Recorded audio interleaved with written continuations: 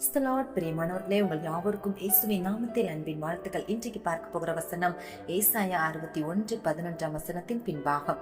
கர்த்தராகிய ஆண்டவர் எல்லா ஜாதிகளுக்கும் முன்பாக நீதியையும் துதியையும் முளைக்க பண்ணுவார் என்றால் ஆல்ரெடி விதைக்கப்பட்டது என்று அர்த்தம். இன்றைக்கு உங்க வாழ்க்கையில அநேக காரியங்களை நீங்க விதைத்திருக்கலாம். உலக பிரகாரமாய் பார்க்கும் பொழுது ஒரு வயல் நிலத்துல ஒரு தோட்டம் போட்டு பூண்டுகளை விளைவிப்பது அல்லது பலவிதமான பயிர்களை விளைவித்து நம்ம அதை முளைப்புக்காக காத்திருக்கலாம், அறுவடைக்காக காத்திருக்கலாம். அதே போல ஆவிக்குரிய வாழ்க்கையில் ஜெபம் ஒரு விதை, துதி ஒரு விதை, வேத தியானம் ஒரு விதை என்று பலவிதமான விதைப்புகளை நீங்க உங்க வாழ்க்கையில செய்திருக்கலாம். ஆண்டவர் சொல்கிறார், நிச்சயம் அதை முளைக்க பண்ணுவேன் என்பதாக. விதைத்த நாளிலே அது முளைக்க பண்ணுவேன் என்றால் அது முடியாது. ஆனால் ஒரு நாள் உங்களுடைய விதைப்புக்கான பலனை நீங்க பார்ப்பீங்க.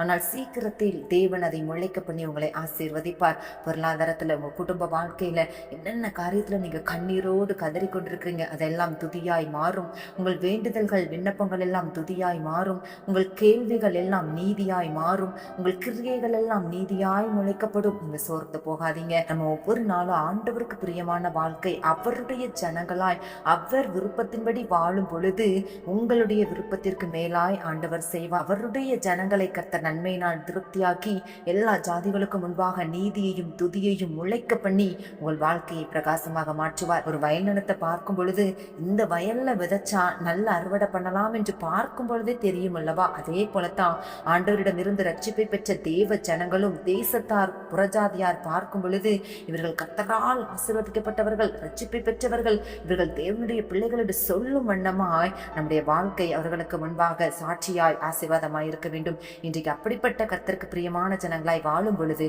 கர்த்தர் உங்கள் வாழ்க்கையில் துதியையும் நீதியையும் முளைக்க பண்ணி நீங்கள் விதைத்த எல்லா விதைப்புக்கும் முளைப்பையும் அறுவடையையும் கம்பீரமான பதில்களையும் ஆசீர்வாதத்தையும் பெற்றுக்கொள்ளும்படி ஆண்டவர்கள் வாழ்க்கையில் கிரியை செய்வதை உங்கள் கண்கள் கண்டுகளிப்பீங்க. இன்றைக்கு சொல்றீங்களா, ஏசப்பா, இன்றைக்கு யார் யாரெல்லாம் நெட்டு நாட்களாய் ஜெபித்து கண்ணீரோடு விதையாய் விதைத்திருக்கிறார்களோ எல்லாருடைய வாழ்க்கையிலும் நீதியையும் துதியையும் முளைக்க பண்ணுங்க ஏசப்பா.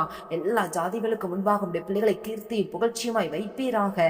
கர்த்தரால் ஆசீர்வதிக்கப்பட்ட சந்ததியாய் எல்லா குடும்பங்களும் சந்ததிகளும் மாறட்டும்.